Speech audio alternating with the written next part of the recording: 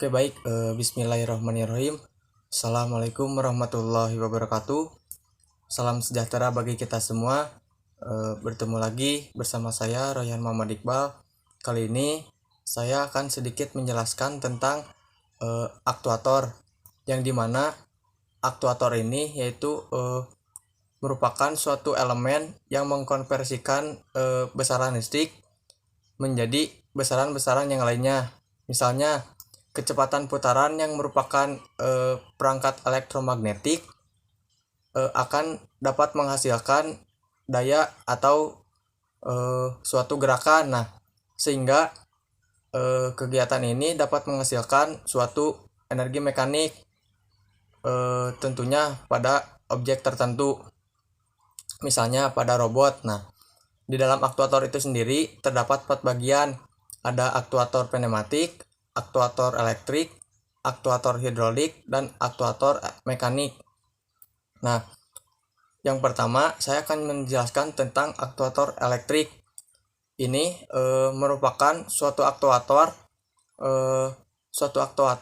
yang mempunyai prinsip kerja untuk mengubah sinyal elektrik menjadi suatu gerakan mekanik. Nah, prinsip kerjanya yaitu aktuator listrik yaitu dengan koil sebagai penggeraknya, yang dimana ketika koil mendapatkan supply, maka koil tersebut akan berubah menjadi medan magnet. Nah, medan magnet inilah yang akan menimbulkan energi listrik, kemudian akan meneruskan atau dirubah menjadi gerakan mekanis. Contohnya yaitu yang pertama ada solenoid.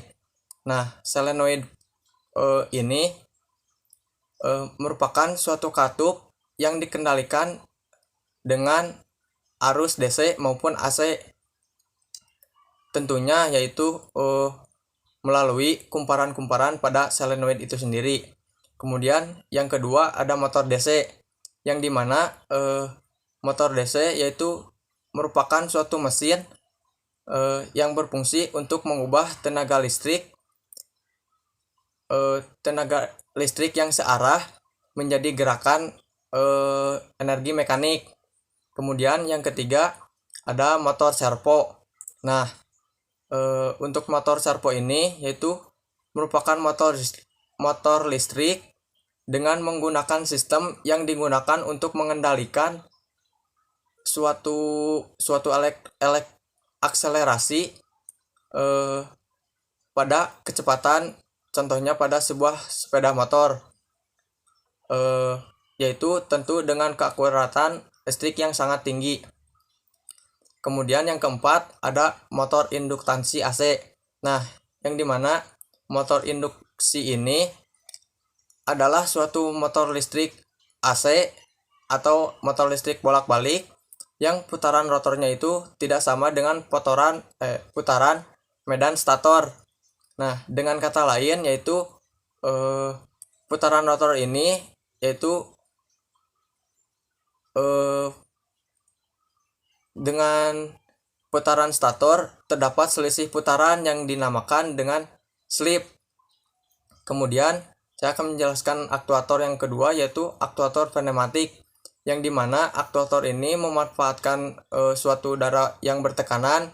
Nah, prinsipnya yaitu aktuator pneumatik itu sendiri yaitu menggunakan volume yang berbeda dari udara yang terkompresi, yaitu dengan tujuan untuk menaikkan piston di dalam silinder itu sendiri. Nah, berbicara soal itu, udara yang terkompresi tentunya akan melewati port-port pada spool tersebut. Nah, diantaranya yaitu ada katup 3/2, yang dimana di dalam katup ini terdapat 2 pergerakan dan memiliki 3 pot, yaitu yang pertama ada pot P sebagai udara yang masuk, pot A yaitu sebagai tempat udara, dan pot R yaitu sebagai pot yang untuk udara yang bebas. Nah, untuk cara kerjanya yaitu ketika spool dalam keadaan normal, maka pot P dan pot A akan terbuka dengan bebas. Nah, maka dari itu udara akan masuk untuk menekan piston tentunya di dalam ruang silinder dan akan keluar melalui pot air. Nah, hal ini akan terus berulang karena spring akan mengembalikan posisi spool ke posisi semula. Kemudian yang kedua ada katup 5/2 yang dimana katup ini memiliki 2 pergerakan dan 5 pot, yaitu ada pot P, pot A, pot B, pot R1, dan juga pot R2. Nah, untuk cara kerjanya sama dengan sama dengan katup yang sebelumnya. Kemudian yang ketiga ada katup 5/3. Nah, katup ini memiliki 3 pergerakan dan 5 pot, diantaranya yaitu ada pot P, pot A, pot B, pot R1, dan pot R2. Nah, untuk cara kerjanya, ketika udara masuk melalui pot P, maka semua katup akan tertutup. Nah, namun ketika spool ditekan dari arah kiri, pot A akan terbuka dan akan menaikkan piston. Lalu, udara yang ada di dalam silinder itu sendiri akan keluar melalui pot B dan akan terbuang bebas melalui katup R2.